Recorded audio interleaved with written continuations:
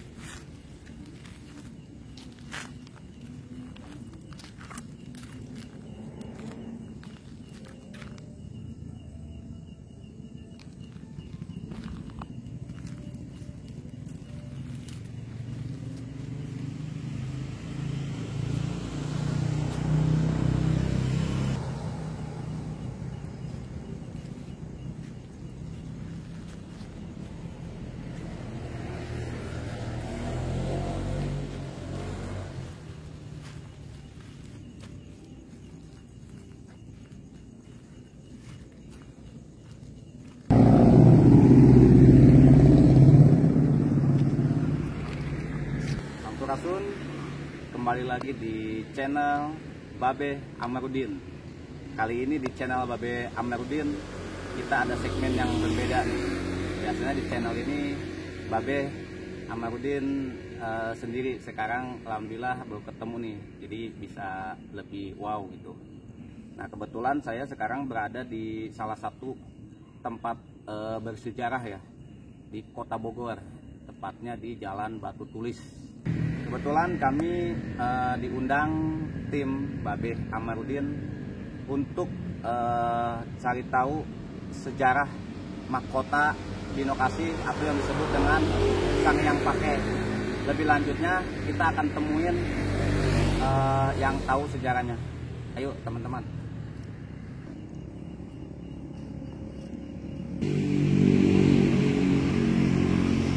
Sampurasun, sehat. Acara apa sih di sini? Karena ngahurungkeun parukuyat. Oh, parukuyat. Artinya mau berbakti ke leluhur. Baik, sebelum ini Kim Ardi tolong perkenalkan dulu Kim Ardi di sini sebagai apa.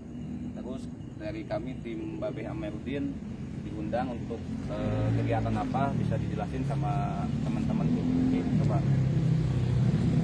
Ya, Sampurasun.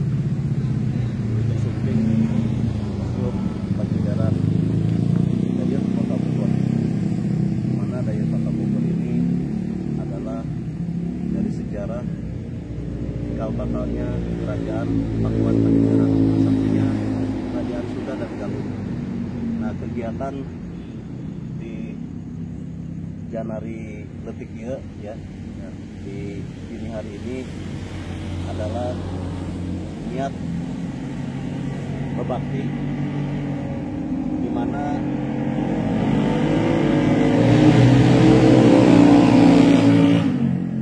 ikuti jejak leluhur, di mana Timbanduga Gusti Prabu Raga Mulia Surya Kencana memerintahkan 4 kandaga. Salah satunya adalah Jaya Perkasa yang sekarang makamnya ada di di Sumedang Larang, Kerajaan Sumedang Larang. Diperintahkan oleh Gusti Prabu Raga Mulia Surya Kencana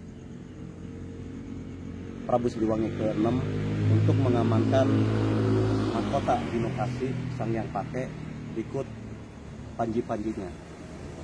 Nah, kegiatan hari ini adalah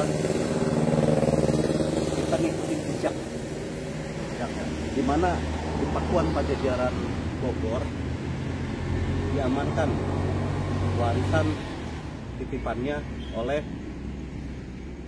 Panglima Jaya Perkasa ke Sumedang Larang, diserahkan ke Gusti Prabu Busan Ulum, Raja Sumedang Larang, sesuai dengan amanah perintah Gusti Prabu Raga Mulia Surya Kencana. Berarti mahkota itu emang artinya tuh di sini, bukan di Sumedang. Asal muasal mahkota Binokasi itu emang aslinya di Pakuan Pajajaran nih.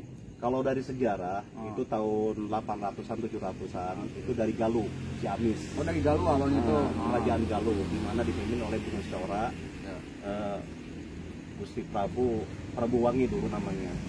Nah, diamanahkan oleh Prabu Wangi, lahirlah Gusti Prabu Siliwangi, di mana lahirnya Pakuan Pajajaran itu bersatu Kerajaan Galuh dan Kerajaan Sunda. Makanya kita kembali ke jejak leluhur. Jadi besok itu ada acara kirab ya, kirab mahkota Sang Hyang Pake. Kirab Panji sama kirab mahkota. Oh, kirab Panji Binokasi ya besok itu ya. Jadi sebelum ke sana, jadi dimati adat dulu di sini nih. Ya. Mau izin atau gimana? Ya. Kalau saya sih sebetulnya di mana ada tradisi yang namanya panahan Walet Basura. Walet Basura itu adalah pasukan tempurnya Kerajaan Pajajaran, Kerajaan Sunda, di mana ibu kotanya Pakuan Pajajaran. Walet pasukan panahan perempuan, Basura panahan laki-laki. Artinya ajaran Sunda itu punya adab, aturan, hitungan, dan ukuran. Nah, saya berdasarkan kertegate mana punya mencen tugas, di mana di Walet Basura ini merasa sebagai dengan mengurungkan parupian itu artinya hirop, artinya selain memberikan energi rasa cinta kasih sesuai dengan nama Binokasi. Binokasi itu cinta kasih. Binokasi itu merasakan gitu bagaimana perjuangan leluhur dulu, pejuang-pejuang mulai dari seorang panglima perang, salah satunya adalah Jaya Perkasa, memperjuangkan, mengamankan titipan warisan Raja Sunda.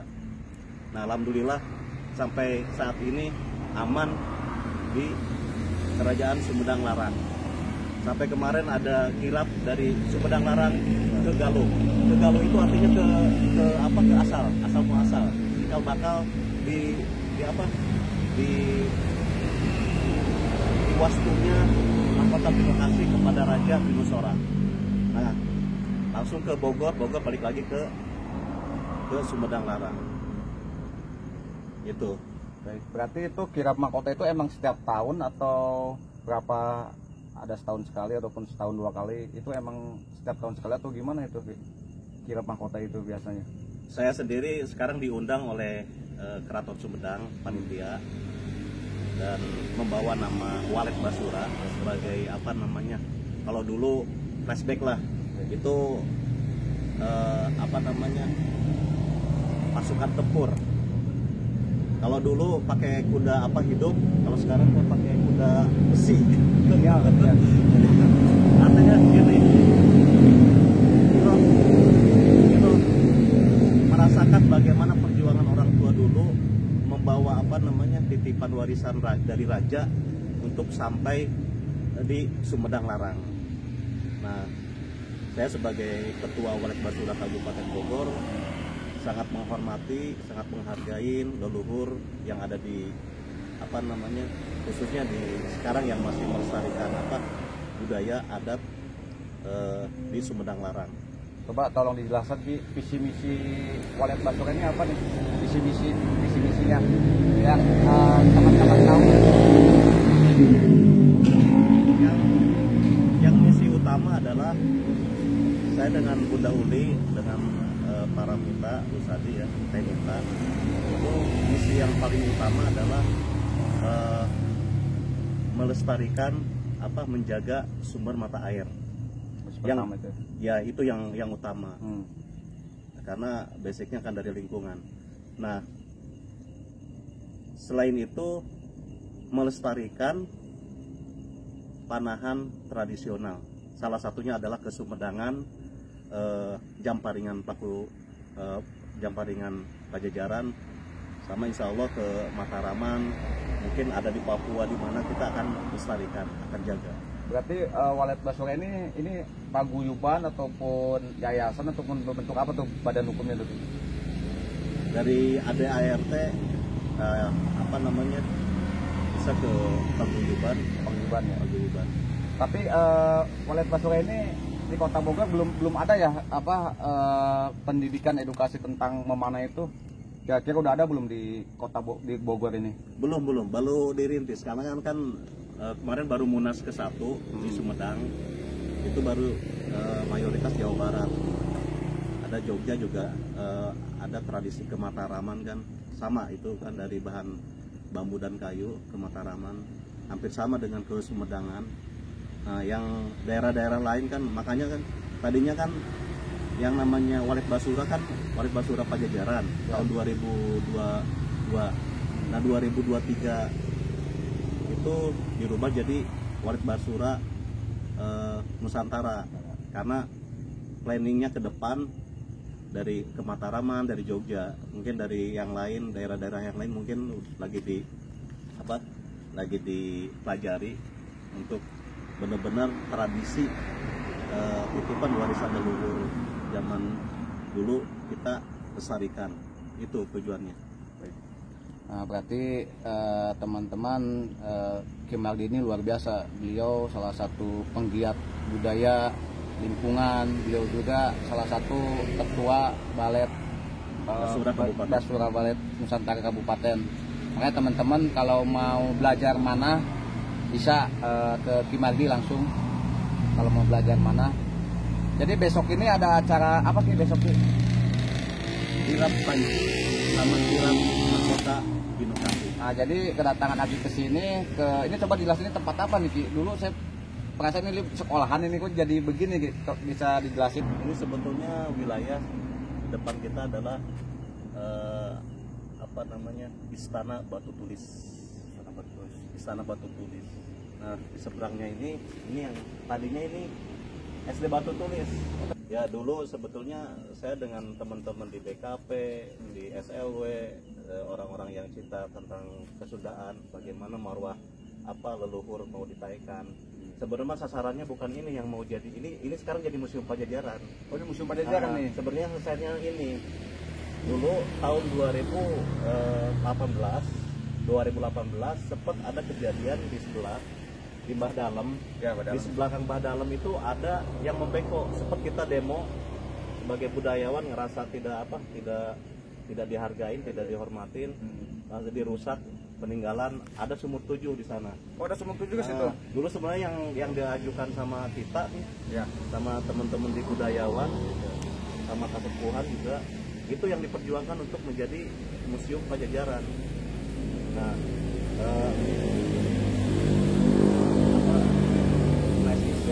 dari kejadian sumur 7 dirusak. Nah, ini pakai anggaran APBD tahun 2023. Terus sekarang kondisi sumur 7 saya baru tahu nih teman-teman, ternyata di Badalem ini ada salah satu sumur 7 yang saya tahu kan di sini kan ada makam Badalem, Batu Tulis saja kan istana.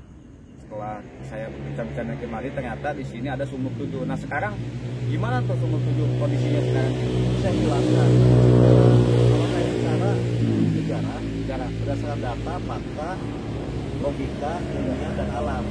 Kalau saya secara alam dan ilmiah, di dalam Batu Tulisnya ada sumur 7. Ya. Bukan sumurnya yang 7, tapi dalamnya 7 meter. 7 meter dalamnya. Kalau di belakang Mbah Dalem, ya, yang sekarang dibangun masjid, dulu sempat dipakai perkumpulan orang-orang budayawan, sekarang jadi masjid. Persis kalau kita di depan masjid lihat ke bawah itu ada rumput-rumput yang kayak hutan lah gitu ya. Itu persis itu sumur 7. Jadi sumurnya ada 7. Sempat saya lihat ada waktu di pemeriksaan 5 saya lihat kasat mata ada batu. Ada sumur 5. Sumur berupa 5 sumur. Mungkin 2 lagi sempat waktu itu ada teman-teman juga. Oh dia hiji kan. Dihitung abena ya 7. Semuanya ada 7. Itu dulu sumur 7 itu tempat apa gitu? Apa tuh sumur 7 itu? Dulunya itu apa tempat bersejarah atau tempat sama seperti batu tulis, terus ada makam Mbah Dalam, apa sama atau ada kaitannya dengan sumur 7 itu? Ada informasi sih tempat mandinya Putri. Oh di situ tuh. Ada informasi dari beberapa cerita orang sini. Terus ada juga ada toko-toko itu tempat mandinya Pangeran. Jadi secara ilmiah saya belum bisa membuktikan, tapi baru ada informasi sumur 7 itu sering dipakai tempat aktivitas dari kerajaan Pakuan Pajajaran. Nah sekarang teman-teman udah jelasin tuh ya di sini tempat apa dan ternyata di sana pun ada sumur 7. Sekarang harapan Ki Mardi selaku penggiat budaya pengennya seperti apa nih dari Pakuan Pajajaran ini ke depannya gitu?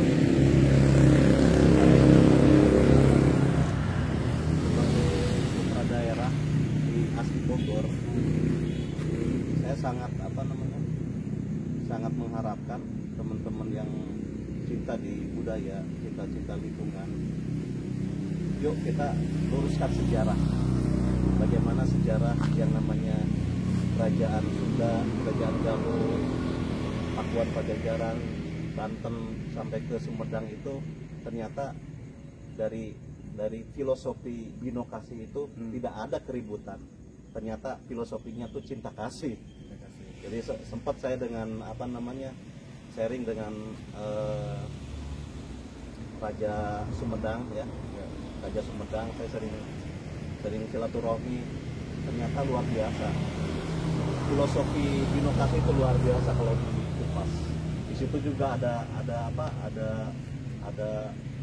motif yang namanya Hanjuang, bagaimana Hanjuang itu lokasinya sebagai perjuangan, terus ada bunga teratai sebagai bahasanya kemegahan, terus ada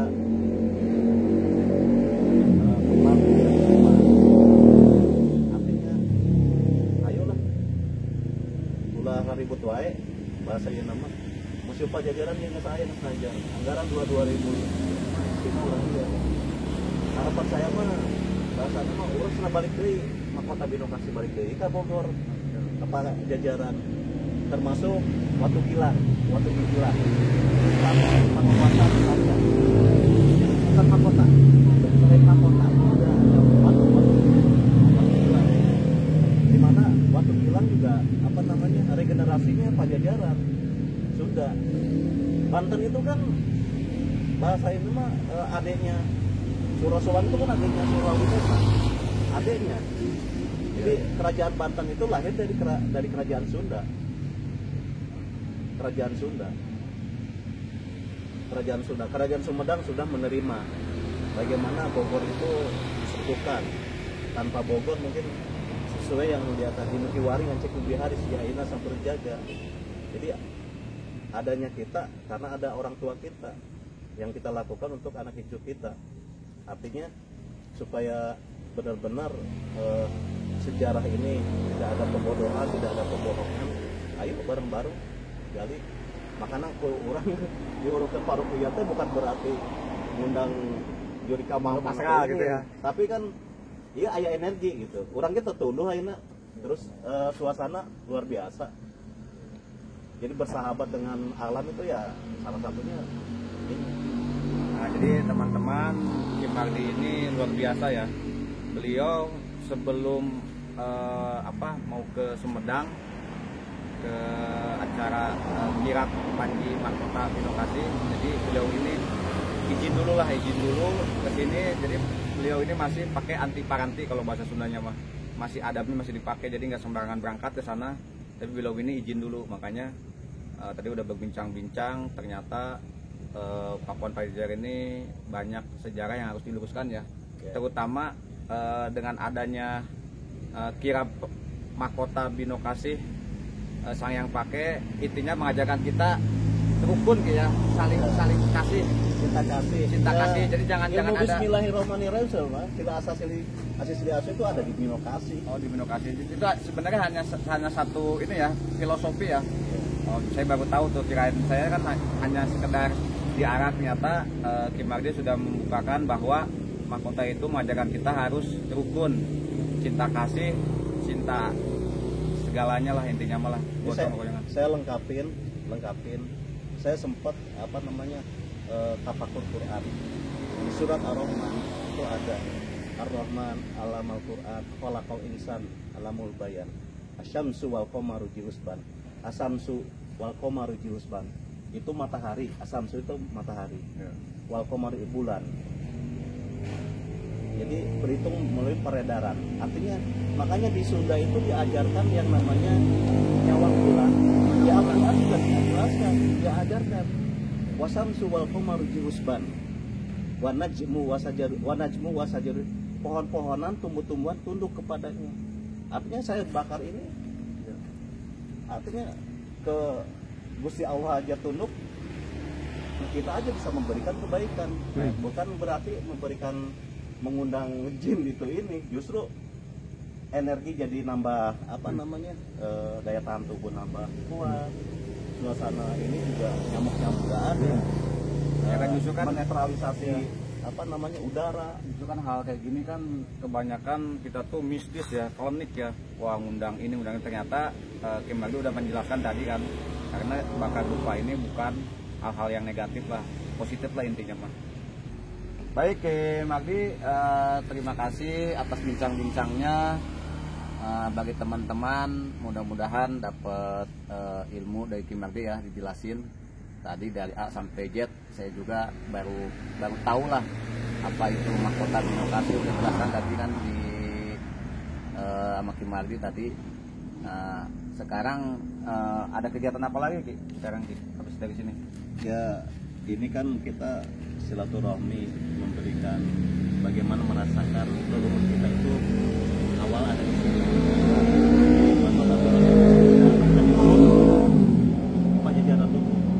Jadi setelah di sini kita mau langsung silaturahmi, artinya ziarah ke makam ya, bukan makom, tapi makam.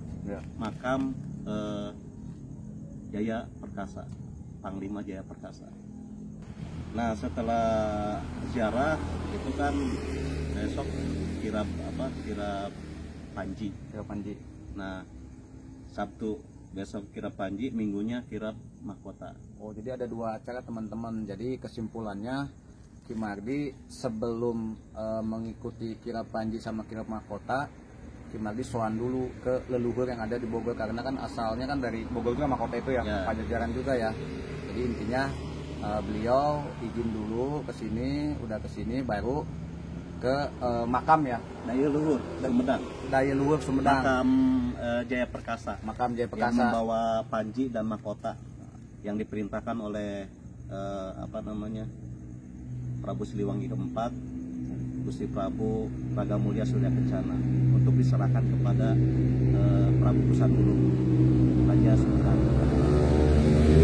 Baik teman-teman,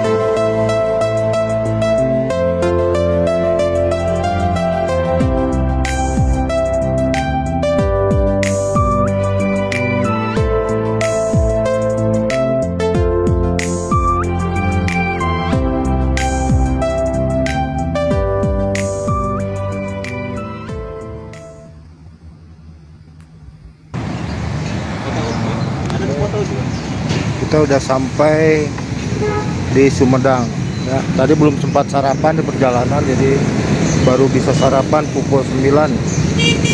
Ada bubur dan kupat tahu nih.